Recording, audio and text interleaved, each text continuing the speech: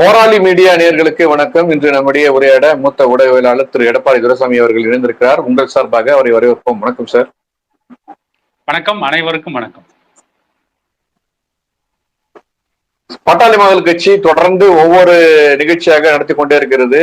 அதில் வரலாற்று சிறப்புமிக்க நிகழ்ச்சியாக வருகின்ற மே 11ஆம் தேதி இளைஞர் எழுச்சி முழுநிலவு மாநாடுன்னு சென்னைக்கு அருகில் மாமல்லபுரத்தில் நடத்த இருக்காங்க. இந்த மாநாடு பத்தி நீங்க என்ன சார் நினைக்கிறீங்க? இந்த மாநாடு தமிழக அரசியல்ல பல விவாதங்களை கிளப்பிய மாநாடு. காடுவெட்டி குரு அவர்கள் இருக்கின்ற பொழுது மிகப்பெரிய அளவில் விமர்சையாக நடத்தப்பட்ட மாநாடு. கிட்டத்தட்ட 12 ஆண்டுகளுக்கு பிறகு, அது ஒரு குறிஞ்சிப்பூ வருடங்களுக்கு பிறகு, குறிஞ்சிப்பூ 12 வருடத்துக்கு ஒரு முறைதான் மலரும். ஆனா 12 வருடத்திற்கு ஒரு முறை மலர்கின்ற அந்த குறிஞ்சி மலரை பார்ப்பதற்கு ரொம்ப ஆவலோடு இருப்பாங்க. அந்த குறிஞ்சி மலரை பார்ப்பதற்கு, அந்த மலரை விரும்புகின்ற மக்கள் எப்படி ஆவலோடு இருக்கிறார்களோ, அதை போல வன்னியர் சமூகத்து இளைஞர்கள் இந்த மாநாட்டை பார்ப்பதற்கு, மாநாட்டில் கலந்து கொள்வதற்கு மிகவும் ஆவலோடு இருக்கிறார்கள். ஏனென்றால் நீண்ட வருடங்களாக நடைபெறாமல் இருக்கின்ற மாநாடு வெகு விமர்சையாக நடத்தப்பட வேண்டும். பல வழிகளிலும் வன்னியர்களுக்கான உரிமைகள் பறிக்கப்பட்டு இருக்கிறது. அந்த பறிக்கப்பட்ட உரிமைகளுக்காக மீண்டும் உரிமை குரல் எழுப்புகின்ற வகையில் இந்த மாநாடு இருக்கும் என்று வன்னியர் சமூகத்தின் பெரும்பாலான இளைஞர்கள் மிகவும் ஆவலோடு இந்த மாநாட்டை எதிர்பார்த்து காத்திருக்கிறார். பாட்டாளி மக்கள் கட்சியினுடைய தலைமை இந்த மாநாட்டை ஒருங்கிணைக்குது. ஆனா வன்னியர் சங்க சார்பா நடக்குதுன்னு சொல்லிட்டு சொன்னாலும் கூட அதனுடைய முக்கிய நிர்வாகிகள் பாட்டாளி மக்கள் கட்சி சேர்ந்தவங்களா இருக்காங்க. பாட்டாளி மக்கள் கட்சி அனைத்து தரப்பு சமூகத்தையும் சேர்ந்த ஒரு கட்சியாக இருக்குது. அப்படின்னும் போது இது ஒரு சாருக்கான கட்சியா தானே சார் மற்ற சமூகத்தால் பார்க்கப்படும்? இல்ல, அதாவது இதுல இன்னொரு முக்கியமான கவனிக்க வேண்டிய செய்தி என்னன்னு கேட்டீங்கன்னா, இது வன்னியர் சங்க மாநாடு. மாமல்லபுரத்துல வன்னிய இளைஞர் பெருவிழா. நீங்க தமிழ்நாட்டுல பல ஜாதி சங்கங்கள் இருக்குது, பல ஜாதிய அமைப்புகள் இருக்கு. அந்த அமைப்புகள்லாம் அவங்க ஜாதியுடைய கூட்டத்தை கூட்டுகின்ற பொழுது, அல்லது அவங்க ஜாதியுடைய மாநாடு நடத்துகின்ற பொழுது, அவங்க ஜாதியில இருக்கிறவங்களை மட்டும்தான் கூப்பிட்டு மாநாடு நடத்துவாங்க. உதாரணத்துக்கு தெலுங்கர்கள் மாநாடு நடத்தினாங்க. யாரை கூப்பிட்டாங்க தெரியுமா? மந்திரியா இருக்கிறத தெலுங்கர்கள் KKS ராமச்சந்திரனையும் KN நேருவையும் கூப்பிட்டாங்க. இது மந்திரியா இருந்தால. மந்திரியா இல்லைன்னா அவங்களையும் கூப்பிட்டுக்க மாட்டாங்க. அதே மாதிரி அதிமுக ஆட்சி நடத்துகின்ற பொழுது தெலுங்கர்கள் மாநாடு நடத்தினா, அதிமுக ஆட்சியில யார் தெலுங்கர்கள் மந்திரியா இருக்காங்களோ அவங்கள கூப்பிட்டு மாநாடு நடத்துவாங்க. ஆனா முற்றிலும் மாறுபட்ட மாநாட்டை, ஒரு முற்போக்கான ஜாதிய மாநாட்டை கூட ஒரு முற்போக்கான மாநாடா நடத்தக்கூடிய ஒரு கட்சி எதுன்னு கேட்டா பாட்டாளி மக்கள் கட்சி, வன்னியர் சங்கம் தான். வன்னியர் சங்கம் நடத்துகின்ற மாநாட்டுல நீங்க தெளிவா புரிஞ்சுக்கணும், அனைத்து சமூகத்தை சார்ந்தவர்களையும் அழைக்கிறோம். யார் அழைக்கிறோம்? யாருக்கெல்லாம் சமூக நீதி தேவைப்படுகிறது, யாருக்கெல்லாம் இடஒதுக்கீடு தேவைப்படுகிறது, எந்தெந்த சமூகங்கள்லாம் சமூக பொருளாதார அடிப்படையில பின்தங்கி இருக்காங்க, எந்தெந்த சமூகங்கள் எந்தெந்த ஜாதிகள் ஒடுக்கப்பட்டிருக்கிறாங்க, காலம் காலமா எந்தெந்த ஜாதிகளுக்கு உரிமைகள் மறுக்கப்பட்டு இருக்கிறது, காலங்காலமா எந்த ஜாதிகள் வஞ்சிக்கப்பட்டு இருக்காங்க, அந்த ஜாதி அமைப்புகளின் தலைவர்களை கூப்பிட்டு வன்னியர் சங்க மாநாட்டிலும் அமர வைத்து அவருடைய குரலையும், அந்த மாநாட்டிலே அவருடைய உரிமை குரலையும் ஓங்கி ஒழிக்க வைக்கிறோம்னு சொன்னா அது வன்னியர் சங்கம் மட்டும்தான். வேறு எந்த ஜாதி சங்கமும் பண்றதில்லை. ஆனா மற்ற ஜாதிகளை கூப்பிடாமையே ஜாதி சங்க மாநாடு நடத்துறாங்க பாத்தீங்களா? அந்த ஜாதி சங்கத்தை பத்திலாம் அந்த நாட்டுல யாரும் பேச மாட்டாங்க. திராவிட மாடல் பேசாது, பிசிகா பேசாது, சுபவீரபாண்டியன் பேசாரு, வீரமணி பேச மாட்டாரு. இந்த ஜாதி ஒழிப்பு போராளின்னு சொல்றாங்க பாத்தீங்களா? பெரியாருடைய பெரும் பேரன்கள் நாங்க தான், அம்பேத்கர் இயக்கத்தை அகில இந்திய அளவுல காப்பாத்துறது நாங்க தான் அப்படின்னு வாய்கிலிய பேசுற திருமாவளவன் போன்றவர்கள்லாம் அவங்கள பத்தி எல்லாம் பேசவே மாட்டாங்க.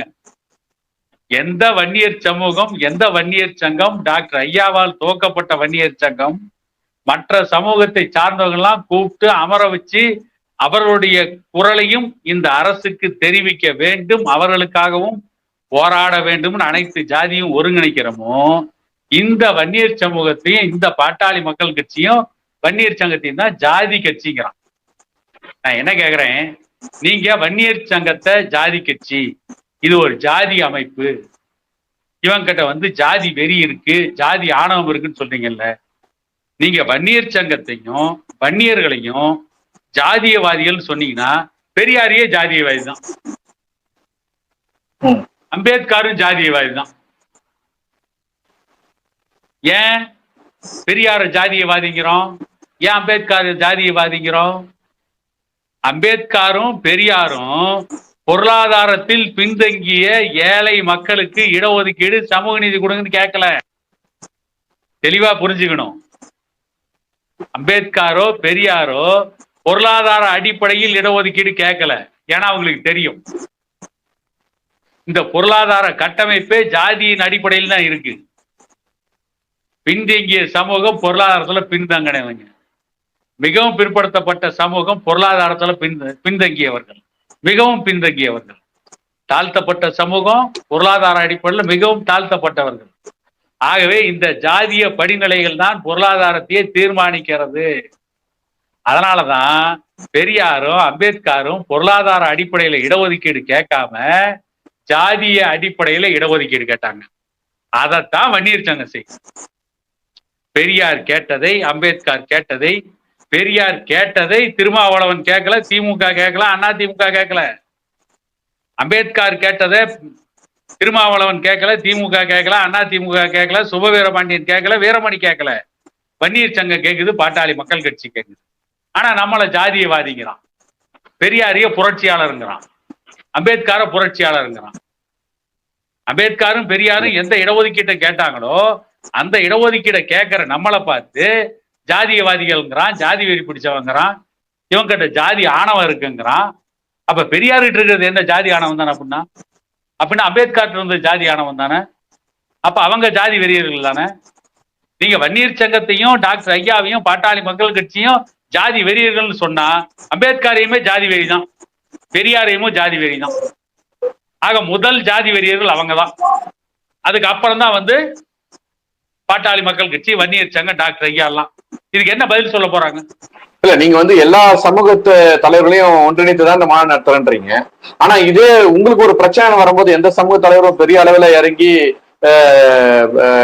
இதுக்கான போராடலையே. குறிப்பா 10.5% இடஒதுக்கீடு பிரச்சனை பெரிய அளவுல வெடிக்கும் போது அதுக்கு எந்த ஒரு ஜாதி தலைவரும் உங்களோட கை கோக்கலையே சார்.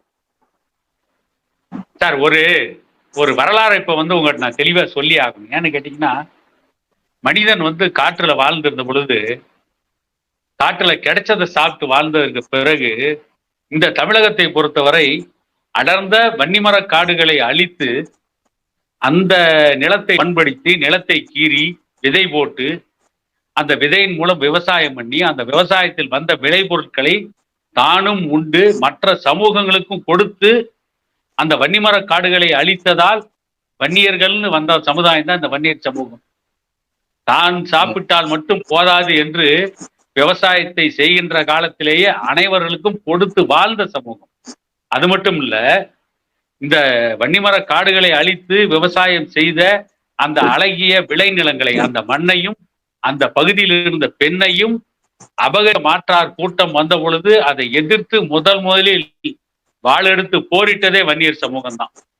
இந்த தமிழகத்தை பொறுத்தவரை, தென்னிந்தியாவை பொறுத்தவரை தான் மட்டும் உண்டால் போதாது, மற்றவர்களும் வந்து சாப்பிடணும், மற்றவர்களும் வாழணும்னு இந்த சமூகம் ஆரம்பத்திலிருந்தே இவருடைய ரத்தத்திலே ஊறி போன ஒன்று. ஆக மற்றவங்க நம்மளை ஆதரிக்கிறாங்களோ இல்லையோ, அதற்காக மற்றவர்களை எதிர்க்க வேண்டிய அவசியம். நம்மளை ஆதரிக்கலங்கிறதுனால நம்மளை ஆதரிக்கல அப்படின்னு அவனுக்கு எதிராக செயல்பட வேண்டிய தேவை இல்லையே சார். இப்ப இல்ல மற்ற அரசியல் கட்சியெல்லாம் இல்ல சார், இல்ல நான் சொல்லிடுறேன். மற்ற அரசியல் கட்சிகள்லாம் தேர்தல் நெருங்க தனக்கான வியூகத்தை வகுத்து யாரோட கூட்டணி சேரலான்ற ஒரு பெரிய முன்னெடுப்பு செஞ்சுக்கிட்டு இருக்கு. இப்போ வந்து நீங்க மே மாசம் இந்த மாதிரி ஒரு பெரிய மாநாடு நடத்துறேன்னு சொல்லிட்டு இளைஞர்கள்லாம் ஒன்னா சேர்க்கிறீங்க. ஒவ்வொரு முறை மாநாடு அப்பவும் ஏதாவது ஒரு அசம்பாவிதம் நடக்கதான் செய்யுது. நீங்க சொன்ன மாதிரி 12 ஆண்டுகளுக்கு முன்பாக ஏற்பட்ட அந்த வன்னியர் சங்க மாநாட்டினுடைய ரணமே இன்னும் ஆறல. வரலாற்றிலேயே முதல் முதலாக அப்போது இருந்த முதலமைச்சர் ஜெயலலிதா அவர்கள் அப்போது ஏற்பட்ட வன்முறைகளுக்கான இழப்பீட இந்த குறிப்பிட்ட சங்கமும் இந்த கட்சியும் தான் தரணும்னு ஒரு வரலாற்று ஒரு ஒரு புதிய திருப்பத்தை ஏற்படுத்தினாங்க. அதாவது எல்லா கட்சிகிட்டையும் அந்த முறை இதுக்கு முன்னாடி வாங்கியிருக்காங்களா, அது மாதிரி நஷ்டம் கேட்டா வாங்கல. இன்னும் குறிப்பா சொல்ல போனா அவங்களுக்கான ஏற்படுத்தப்பட்ட ஒரு 3 அல்லது 4 பெண்கள் நினைக்கிறேன் அப்போ உயிரோடு எழுத்து கொலை செய்யப்பட்ட 3 பெண்கள் எல்லாம் இறந்தாங்க. அதெல்லாம் ஒரு பெரிய இழப்பா தெரியாத அவங்களுக்கு இந்த இந்த மாநாடை ஒட்டி ஏற்பட்ட சில நயவஞ்சர்களால் ஏற்பட்ட அந்த கலவரத்தால் பொது சொத்து பாதிச்சது, அதுக்கான நஷ்டஈடு இந்த கட்சி தான் தரணும்லாம் ஒரு செய்தி சொன்னாங்க. அப்புறம் அது சட்ட ரீதியா போராடி அது இல்லைன்றதெல்லாம் நம்ம அதாவது பணம் கட்சி அதை முறியடிச்சது.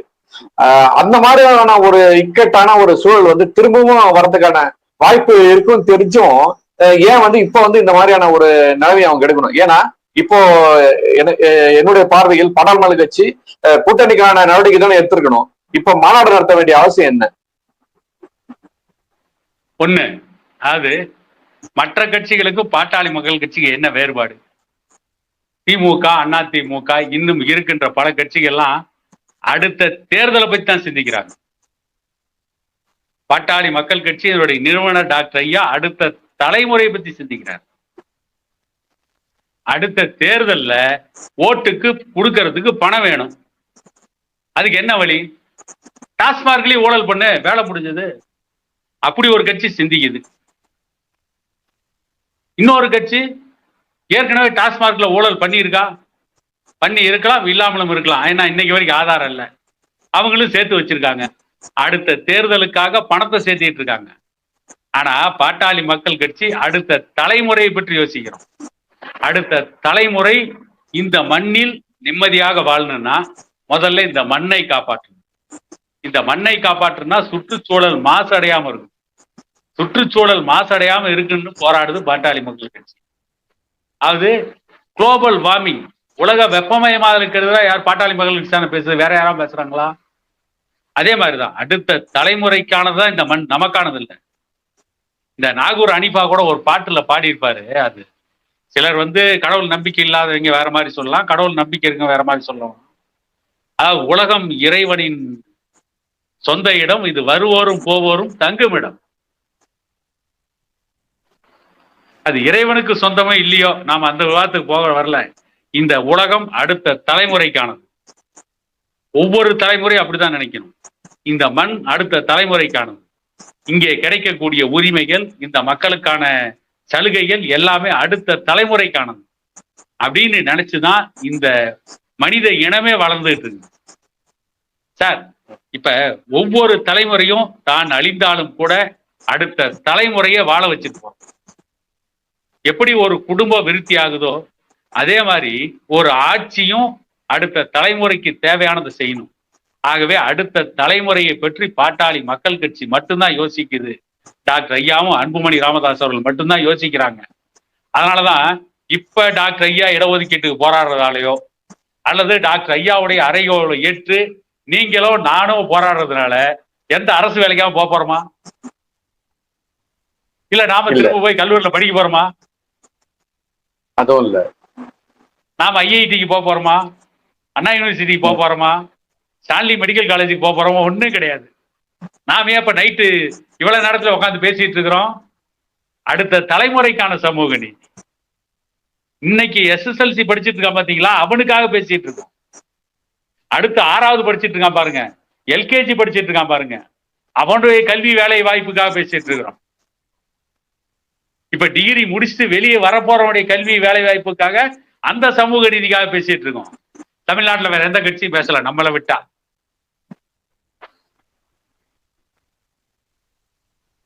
சார் பல மலர்கள் மனம் வீசுது, ஆனாலும் சில மலர்கள் தான் அருமையான தோற்றத்தை கொடுக்குது. அது மாதிரிதான் பாட்டாளி மக்கள் கட்சி அருமையான தோற்றத்தையும் அருமையான மனத்தையும் வீசுகின்ற ஒரு கட்சி, அருமையான நறுமணத்தை தருகின்ற கட்சி. அதனாலதான் இன்னைக்கு தேர்தலுக்கு இன்னும் பல மாதங்கள் இருக்குது. வன்னியர் சங்க மாநாடு நடத்துறோம். இதுக்கு முன்ன சோழமண்டல மாநாடு, அதுக்கு முன்ன திருவண்ணாமலையில் உழவர் பேர் இயக்க மாநாடு. தொடர்ந்து ஒரு 60 ஆண்டுகள் தமிழ்நாட்டை மாத்தி மாத்தி ஆண்ட கட்சி வருஷம் ஒரு மாநாடு நடத்த முடிய அல்லாடுறாங்க. ஒரு மாநாடு நடத்துறதுக்கே படாத பாடுபடுறாங்க. சேலத்துல திமுக ஒரு இளைஞரணி மாநாடு நடத்தினா காத்தாடிச்சு. எல்லாம் மாநாட்டு பந்தல்ல சீட்டாடி இருந்தான். பாட்டாளி மக்கள் கட்சி மாநாட்டு பந்தல்ல சீட்டாடுறவங்களை பார்த்திருக்கீங்களா? தமிழக வெற்றி கழகம் நடத்தின மாநாட்டுல பாட்டில வச்சு தண்ணி அடிச்சுட்டு இருந்தான்.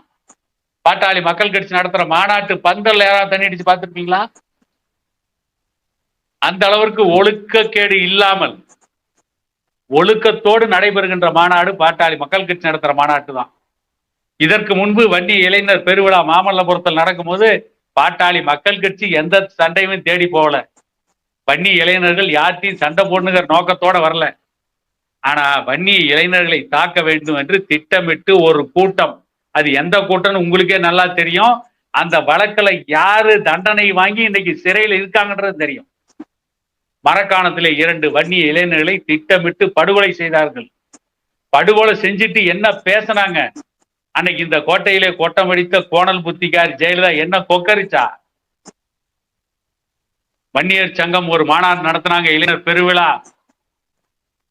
மிகப்பெரிய வன்முறையை உருவாக்கிட்டாங்க.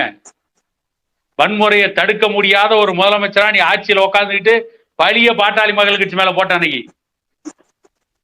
வன்முறையை தடுப்பதற்கு கூட திராணியற்ற முதலமைச்சரா இருந்துகிட்டு ஜெயலலிதாவும் ஒரு மிக சிறந்த நிர்வாகி இன்னைக்கு அதிமுக பேசிட்டு இருக்கு.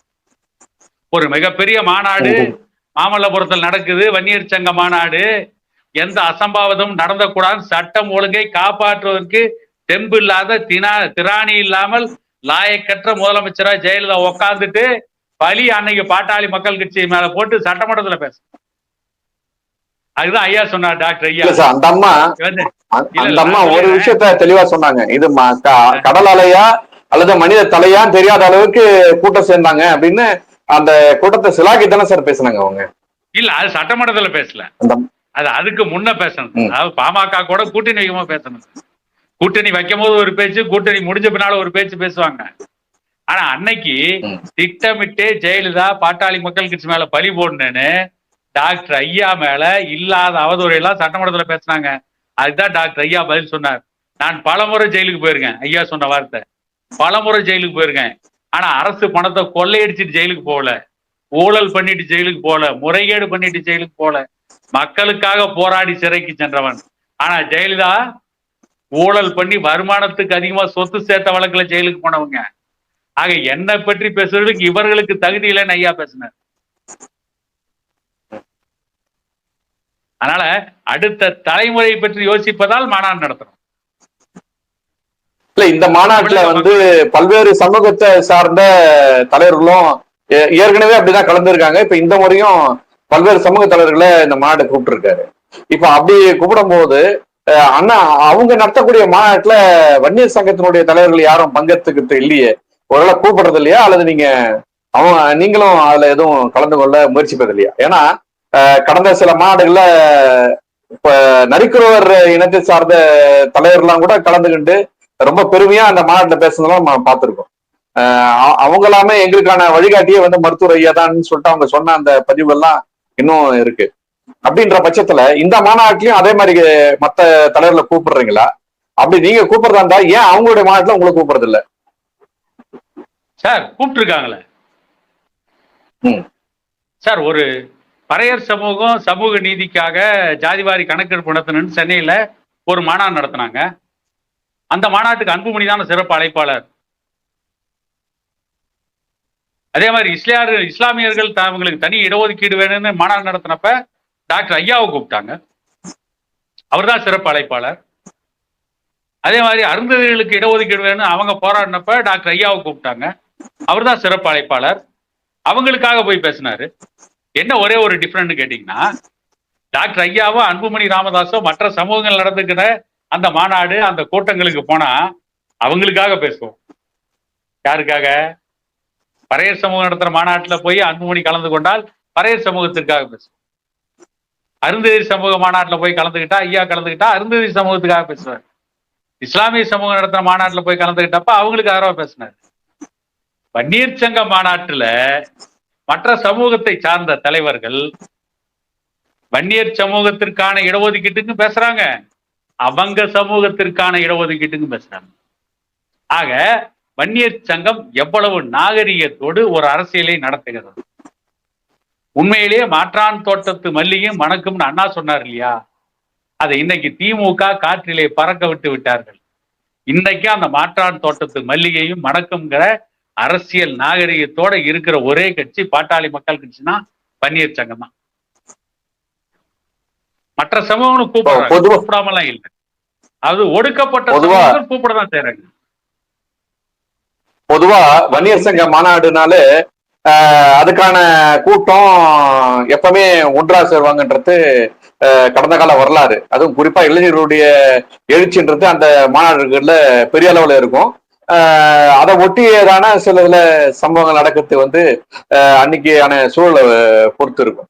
கடந்த காலங்களில் பல்வேறு முறை இந்த இது போன்ற மாநாடுகள் நடத்த தடை கோரி பல்வேறு லெட்டர் பேடு கட்சியெல்லாம் தடை கேட்டு மனு செய்வாங்க.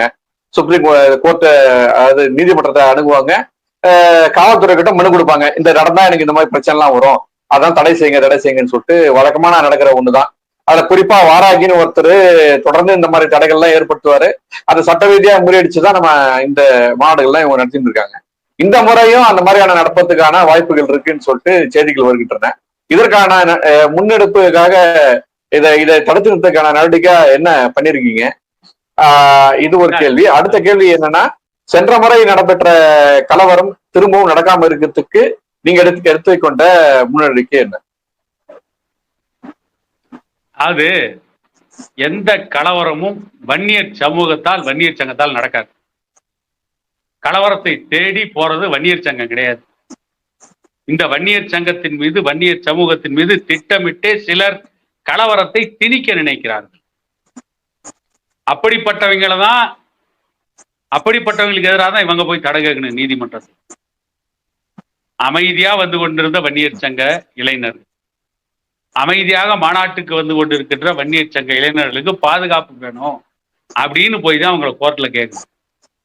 எந்த ஒரு சட்ட பிரச்சனை வந்தாலும் அதை சந்திப்பதற்கு பாட்டாளி மக்கள் கட்சி எப்பொழுதுமே தயாரா இருக்கு, வன்னியர் சங்கம் தயாரா இருக்கு. அது ஒரு பக்கம். ஆனா நான் என்ன கேட்கிறேன், பாட்டாளி மக்கள் கட்சி வன்னியர் சங்கம் மாநாடு நடத்தினா வன்முறை வரும், தகராறு வரும், பிரச்சனை வரும்னு போய் கோர்ட்ல தடை கேட்கிறான்ல, வாராகி, இந்த வராதகி, போனக்கி, வந்தக்கி, இன்னும் தெருவில் சுத்திட்டு இருக்க சில நாய்கள், இவங்க எல்லாம் போய் கேட்கறாங்கல்ல. நான் என்ன கேட்கிறேன், இந்த பல இடங்கள்ல சாராய கடை இருக்கு, அங்க சாராய விற்கிறதுனால குடிச்சவன் ரோட்ல போற பொண்ணு கிட்ட தகராறு பண்றான். ஆனா அந்த சாராய கடை மூடுறானே அவனா போய் கேஸ் போட்டிருக்கானா? இல்ல சார், இது என்ன ஓமம் இது? இல்ல சாராய குடிகாரன் நம்ம மாநாட்டுக்கு வர ஒரு பொறுப்புல இளைஞனோட நம்ம ஒப்பிடலாமா? இல்ல சார், நான் என்ன கேட்கிறேன், அதாவது நான் என்ன சொல்ல வரேன்ற ஃபர்ஸ்ட் நீங்க இது பண்ணீங்க. அதாவது சாராய கடை திறந்து இருக்கிறதுனால சாராய கடையில சாராயம் குடிச்சிட்டு வரவன், அந்த ஒழுக்க கேடானவன் ரோட்ல அமைதியா போறவன் மேல வண்டி விட்டு அவனை கொண்டு போடுறான். ரோட்ல அமைதியா போற பெண்களை கிண்டல் பண்றான். அப்ப இதுக்கு என்ன காரணம்? சாராயம் தானே காரணம். அந்த சாராய கடை மூணு எத்தனை முறை கேஸ் போட்டுருக்கீங்க? அந்த ரோட்ல அமைதியா போனவன் பண்ண தப்பு என்ன? அந்த ரோட்ல அமைதியா போன பெண்கள் பண்ண தப்பு என்ன? எதுவுமே பண்ணலையே. சாராயம் குடிச்சது அவன், கெட்டது அடுத்தவன் குடி. இந்த சாராய கடை மூடுறானே இவனும் போய் பொது நாள் வழக்கு போடலையே. பாமக தானே போடுறோம், அதுக்காக பாட்டாளி மக்கள் தானே போராடுது, வன்னியர் சங்கம் தானே போராடுது. ஆனா நாங்க மாநாடு நடத்தக்கூடாது. சாராயம் விற்கிறவெல்லாம் மாநாடு நடத்தலாம், சாராய ஆலையை வச்சிருக்கோம் மாநாடு நடத்தலாம், சாராயம் விற்கிற ஆட்சியோட கூட்டணி வச்சிட்டு இருக்கிறவங்க சாராய ஒழிப்பு மாநாடு கள்ளக்குறிச்சியில் நடத்தலாம். உண்மையிலேயே சாராயத்தை ஒழிக்கணும் போராடுற நாங்க மாநாடு நடத்தக்கூடாது. இது என்ன சார் நியாயம்? இதான் அரசியல் பார்வையா? இதான் சித்தாந்தமா? இதான் கொள்கையா? இதான் கோட்பாடா? இதான் வாராகி போன்றவர்களா இந்த தமிழ்நாட்டு மக்களுக்கு செய்யக்கூடிய நன்மையா? நன்றி சார், உங்களுடைய அரிய நேரத்தை ஒதுக்கிய மிக்க நன்றி. இந்த மாநாடு வெற்றி பெற நம்முடைய வாழ்த்துக்கள். நன்றி. வணக்கம், அனைவருக்கும் வணக்கம்.